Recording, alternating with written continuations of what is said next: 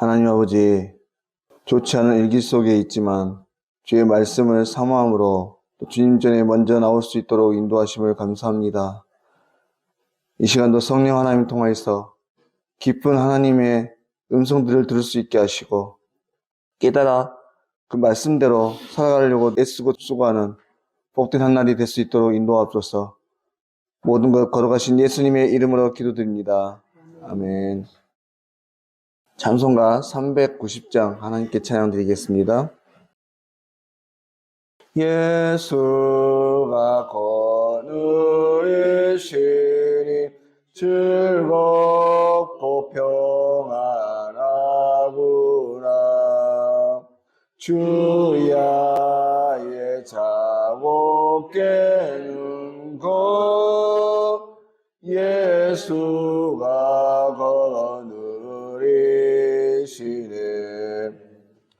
주날 항상 돌보시고 날 지키고 누리시네. 주날 항상 돌보시고 날 지키고 누리시네. 때때로 괴로움 당하며 때때로 기쁨 누리네. 풍파에 잘 지키시고 평안히 인도하시네.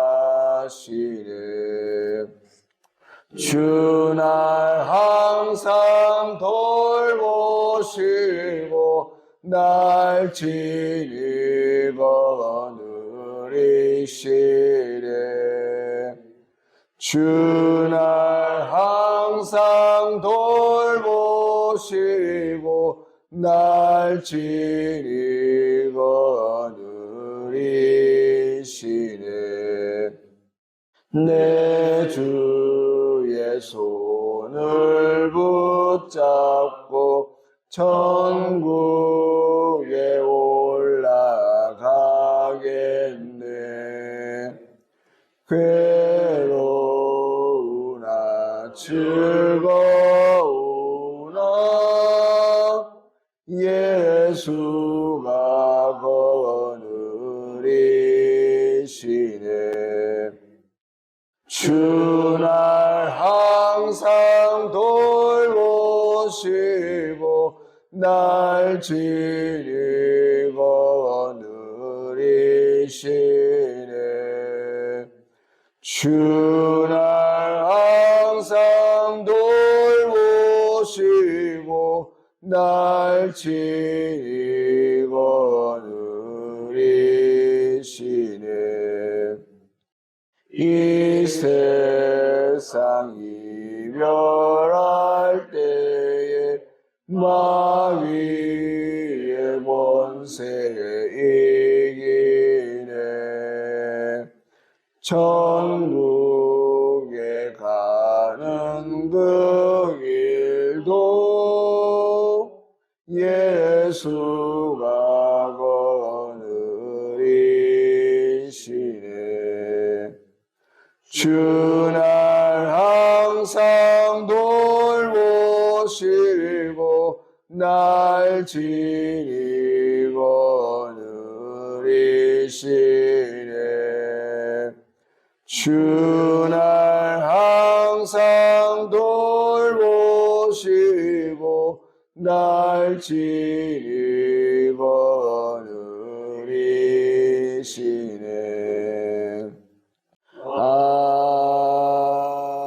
아멘. 하나님 말씀은 잠언 14장 17절 말씀입니다.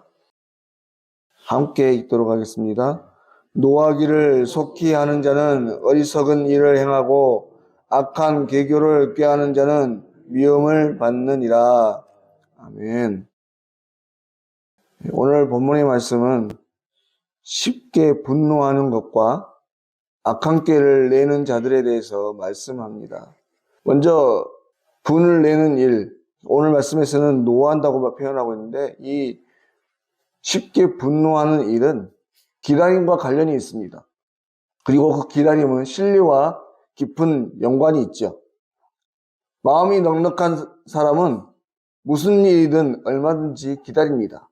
하지만 마음이 좁고 이기적인 사람은 기다리지 못하기에 쉽게 분노하고 그것을 즉시로 해소하려고 하죠. 예컨대 사람이 누군가에게 돈을 빌려주었습니다.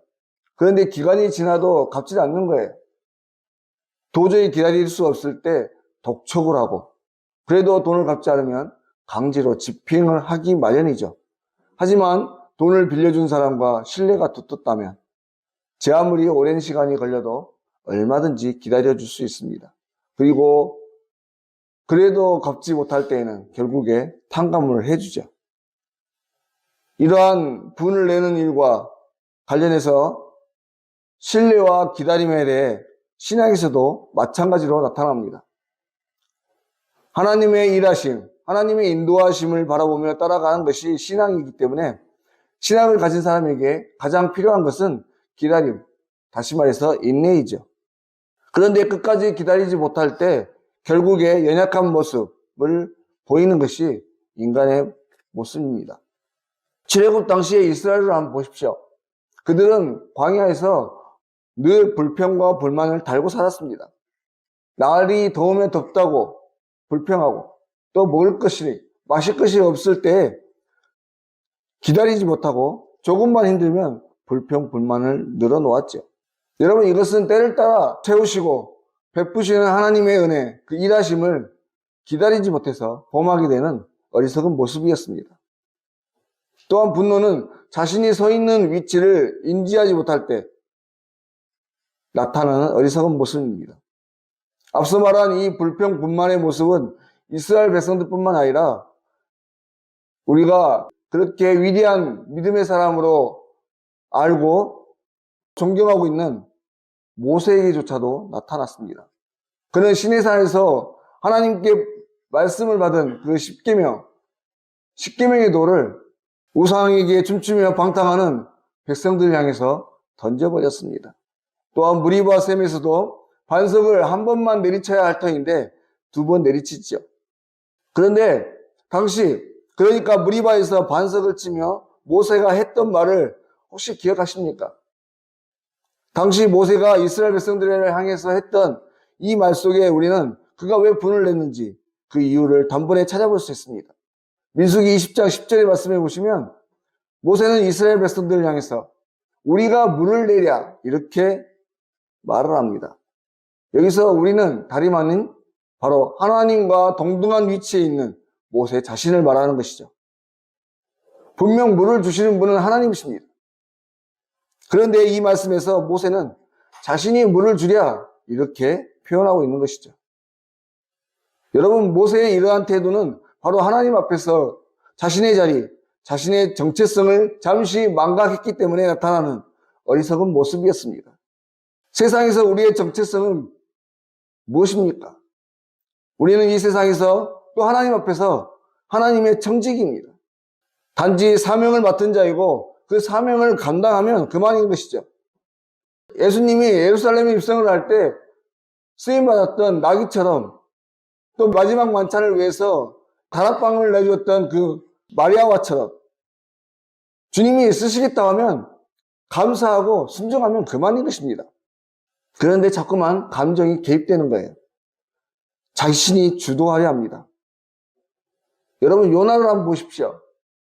그는 처음 니느웨를 심판하겠다고 하시는 하나님의 말씀을 듣고 도망쳤습니다. 그렇게 물고기 뱃속에서 회개하고 돌아왔지만 그런데 이번에는 또 하나님께서 심판을 거두시니까 또 분노합니다. 여러분, 이 시간 우리가 분명히 알아야 할 것은 이 세상의 주관자는 하나님이시라고 하는 거예요. 우리는 그저 하나님의 일하심을 바라보며 따라가는 인생이죠. 하나님의 선하심을 믿고 신뢰하며 따라가면 그만입니다. 그런데 자꾸만 우리 자신이 주도하려 합니다. 그러다가 결국에 앞서 예를 들었던 여러 사람들이 그러했던 것처럼 어리석은 결과를 낳게 됩니다. 하나님과 분열되고 하나님의 영과 분열되니 인간적인 습성이 드러나게 되는 것입니다. 사랑하는 여러분, 이 세상에서 하나님과 분열되어서 하나님을 떠나 살았던 어떤 사람도 성공한 인생은 한 사람도 없습니다. 그러므로 어찌하든지 오늘 또 참고 인내하며 기다리는 훈련에 힘쓰시기 바랍니다. 인내와 기다림은 주님을 얼마나 믿고 신뢰하는가, 그 신앙의 정도를 가늠하는 척도가 될 수 있습니다. 물론 사람이 분을 내지 않을 수는 없겠죠. 어떠한 형태로든 분노는 늘 표출됩니다. 하지만 할 수만 있는 대로 모든 것을 주님의 능하신 손 안에 내려놓고 끝까지 기다릴 줄 아는 귀한 신앙의 사람들이 되실 수 있길 바랍니다. 우리의 인생, 우리 스스로의 지혜와 힘으로 살아가는 듯 하지만 모든 것의 주관자는 하나님이십니다. 그러므로 사람이 그 길을 계획할지라도 인도하시는 분은 하나님이심을 기억하고 분을 내며 어리석은 행동을 하기보다 기다릴 줄 아는, 그래서 결국에 하나님의 일하심을 보고 찬양으로 영광 돌리는 참으로 귀한 신앙의 사람들, 귀한 인생 살아가시는 저와 여러분이 다 되실 수 있기를 주의 이름으로 간절히 소망합니다. 기도드리겠습니다. 하나님 아버지, 오늘 하루도 주를 믿는 믿음이 어떠한 상황도 넉넉히 이길 온유함을 갖게 하여 주시고, 오늘도 신실함으로 우리를 주관하시고 다스리는 주님 앞에서 끝까지 인내하고 기다릴 줄 아는 귀한 인생의 신앙이 될 수 있도록 도와주시옵소서. 주님을 끝까지 믿고 신뢰함으로 우리의 어리석음으로 아파하고 고통하는 것이 아니라 오히려 하나님께 찬양하고 영광 돌릴 때 놀라우신 하나님의 역사들을 경험함으로 살아계신 하나님을 만나는 복된 신앙의 삶을 살아가는 우리 모두가 되게 하여 주시옵소서. 하나님, 오늘 중고등부가 수련회를 하기 위해서 먼 길을 떠납니다. 늘 안전으로 지켜주시고 수련회 기간 동안 주시는 모든 말씀 속에서 우리 학생들 큰 은혜를 받게 하시며 인생의 큰 전환점을 발견하게 하시고 하나님의 이끄심을 깨닫는 참으로 복된 시간들 될 수 있도록 인도하옵소서. 또한 귀한 집사님, 마지막 인생길을 가시는 장례 절차가 계속 진행됩니다. 모든 장례 일정이 마쳐질 때까지 함께하여 주시옵소서. 모든 것 거룩하신 예수님의 이름으로 기도드립니다. 아멘. 하늘에 계신 우리 아버지, 아버지의 이름을 거룩하게 하시며 아버지의 나라가 오게 하시며 아버지의 뜻이 하늘에서와 같이 땅에서도 이루어지게 하소서. 오늘 우리에게 일용할 양식을 주시고 우리가 우리에게 잘못한 사람을 용서하여 준 것 같이 우리 죄를 용서하여 주시고 우리를 시험에 빠지지 않게 하시고 악에서 구하소서. 나라와 권능과 영광이 영원히 아버지의 것입니다. 아멘.